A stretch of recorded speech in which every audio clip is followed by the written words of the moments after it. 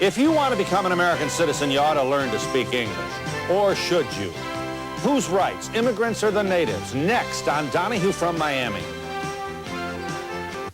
I think that if you're going to come here and you're going to use services such as a telephone, that you should be able to use it and not anticipate that you're going to get a Spanish-speaking operator. I work for AT&T, and I resent the fact that customers hang up on me because I do not speak their language. And none is more controversial than Florida's Amendment 11, which would make English the state's official language. As NBC's Noah Nelson reports, Washington is taking sides in what is a very emotional issue there. English.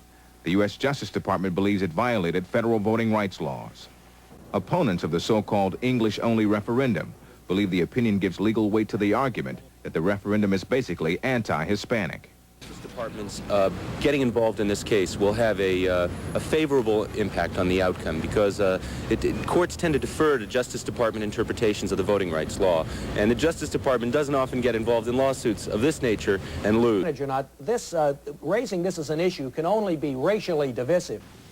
If voting materials aren't provided in a language people can understand, they can't make an informed decision on Election Day. Which would make a language he doesn't speak, English, the official state language. So today they moved to Plan B, filing suit in federal court to get the question thrown out for violating the Federal Voting Rights Act. If don't have access to voting materials in Spanish, they can't exercise their vote properly because they can't make an informed judgment. A todo el mundo. Es malo porque perjudica el negocio, porque va a desperdiciar dinero del Estado para regular y limitar el uso de español, que es un idioma que nos ayuda bastante a todos en el comercio y en el desempeño de las actividades del gobierno.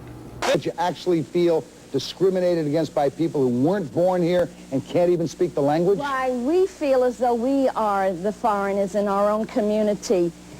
Will enchiladas replace hot dogs in your kids' café? Quien desestimó la petición de varios ciudadanos que pedían que sea retirada de la boleta por violar la ley de derechos de votación. El peligro más grande es que la enmienda llegue a pasar y que promulgan o interpreten leyes que prohíben el uso de idiomas que no sean el inglés.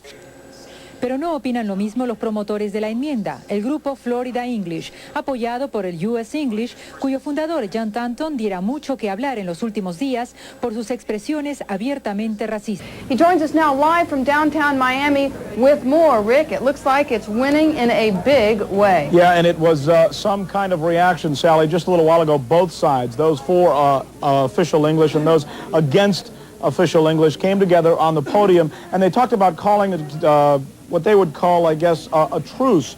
Well, what happened is where they came to a point where they started discussing the possibility, mind you, of repealing the anti-bilingual ordinance that, as you recall, was passed here in Dade County back in 1980. Well, after they mentioned that, here's what happened. It may now be possible to repeal the Dade County anti-bilingual ordinance. No!